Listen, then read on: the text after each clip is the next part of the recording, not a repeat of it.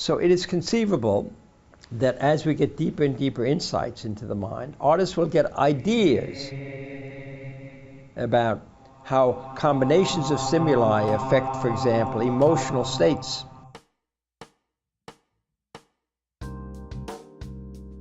Objects of you in water. Spoon. The river has changed its name, though the two banks sit eyeing each other, the row of blank totem stones reflected back and forth in the vanishing that joins them. Incident number 1. A drawing of a spoon floated by before snagging on an overhanging root of willow exposed by the land's deathward leap. Always your face in the sky etched by iterant leaves and that wistful passion of just seeing you in the ordinary blaze of things, one more step along a journey home. And that's constant work. The idea is it's constant work, working through these patterns we're falling into, altering these patterns, breaking these patterns, creating different patterns, and it's an endless work of every situation. Chandelier drop. We don't talk of crystal balls anymore, but in one is where I imagined you. Why are words so cute you hang them in your room for hours? Why are flies more austere than monoliths? Why do you enter my mouth like a wasp to set fake aphorisms buzzing? Who twisted us around so we can never move in one story, our history's all wrong, and set us both down, maimed and beautiful, exactly right? Saucepan. Sometimes I see you held in a cradle song, but then you are already cradling a saucepan or setting off across muddy streets, your hiking boots filled with purpose. Or is it you at the door with a new smile, your hands filled with coriander root, a recipe? That we're kind of careening, in various different directions and that are very unsettling. You left your old life aboard a boat on a river of domesticity. What an odd thing to break my heart, such erotic bravery. Bowl and ice.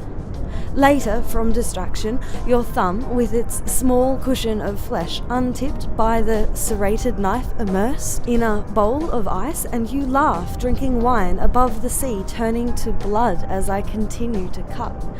In the tree beyond the kitchen window, the shadow of its small inhabitant, soundless and drawing us into the dark. Bridge. It's a technical term, though no less poetic for that. Not these words, but the one not here. The bird that flew from the post in the direction of its older suitor, the earth. Incident 2 or 3 is forgotten. Number 4 has to do with you looking away, towards what I thought was a bird on a railway bridge, but I watched all day and it didn't fly. You shook compassion into the sky from a cloth you held between your freezing fingers. For you, the small figure of the eagle disappeared through the metal arch as the train passed beneath it, solid and holy, before the 7 branched tracks. Which way will we go today? Portable roadway. All that the sea can mean. The place we are going to. What use there is fire? The sunlight was all inside us. All our food gone on offerings the gods never eat. The sky was closed down. So you brought the road with you. The one line from your mouth to the horizon, coming apart, distance stinging your tongue with words unrecallable as the days, tomorrow and yesterday, open their lips to the tiff, imitating your literal cry. Water jug. I sat on the veranda where the sky was drifting in, the lines of small white flocks, the dead, coming back the way they had always threatened to. The large water jug, at least 100 years old, becomes part of my hand, raised over the roof where the poor live, passionless, intent on my own mouth. Momentarily, I am the watcher in a lighthouse. There is the ship, surrounded by the birds of the dead. It is full of reports, of cups for this falling water, ceiling for balcony. Incident number 6 pulled the balcony ceiling down and forced all the juveniles to fly or fall. Today, the sky is in my blood.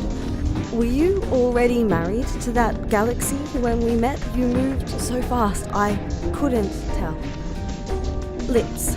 I was frightened when I first saw you changing your face, unravelling into pain that was also anger and also all emotion shutting down.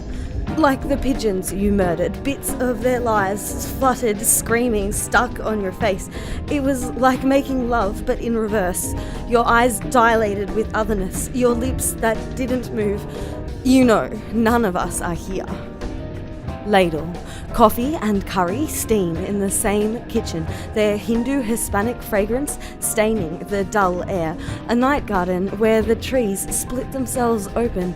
It's always serious. The town you grew up in, those who are taken away, those who stay as if the present was a longer place than anywhere else. Myself, the self that relinquishes all at night to the night. I never left this city, slightly travelling nowhere to the world, and then on great wings to the brief land of autobiography. It has little room to roam in as love. Much of what we need recognised and confirmed by others, a lot of what it would be extremely comforting to share, is going to be disturbing to society at large. Many of the ideas in the recesses of our minds are too odd, contrary, subtle or alarming to be safely revealed to anyone else. Everyone there is pressed unbearably against themselves, and when they try to build other ships, the world sinks from the weight of their tools. It was when I bent to retrieve my hammer that I first saw your face, your hand with a ladle of different glass. Unnamed object. The 9th incident came after several, undiscussable, because our lovemaking we kept quite private. It was short and sharp. You said, I am never going to feel your pain. Seabird eaten by ants. Who knows when these scattered feathers adjourned from the sky? The carcass of a white seabird offers sand that will be hard won to the loose waves of low tide. An ant, I remember, tickles the flesh of your hand. Between its jaw, a whole other world crashes through the lit universe. Needle, I unstitch words from your arm. Your eyes smoulder with fire and hurt. The leaves have coloured your eyes with the day I was trying to find. The wind in my garden and the soft start of rain make me think of you. If you come back into the world, I will let go of my pain. Umbilical cord. The least of you goes on, holding tight to the world, circling like the long arm of a monster trapped in the pool. Longing has no part in these assessments. 3 years since our breaking, the ice preserves a strange nudity of lost flesh. Some sharp, butchered instinct that walks away and still carries the listless name of Earth.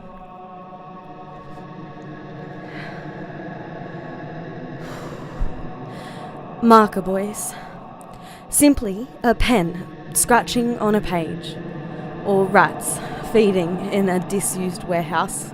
My journey to you from this long night of the illuminated kitchen, drifting out to sea in the darkness of space, when I lost that sense of you speaking from inside me. I felt I had swum a first mile out into the strong black current that cuts below each shoreline. Urn. Where is the 13th ocean? This unlucky number is mine. I count it with memories, dumbness, your hands that I see in every one of life's images. A boy rubbing his head on the back of a man's neck. So many different jasmines, wildful, pretending delicacy for the swallows, the ashes. The urn falls through the floor at midday. Whom you all love is fortune, is love. drifting, assorted. The mariner moored against the grey ache of summer, this slow lapping, where all the sky banks up, objects of you in water, the ankle or the eye, the shoelace, the boating pole, the cup and saucer, and the soap rinsed off your hands in a sink of darkness, where the moon sips the rice, all held in a transparent world where I could name you and bless our vanishing. Sketching pad. The river wound its way back from the future to its own mouth. Still the stones lay, still they erected themselves, in silence. You drew me in the forest once, my face in the leaves as if it could fall away from everything just as easily. In the scratched lines of your pencil, I was to be the wound opened in remembrance. All incidents shed in words.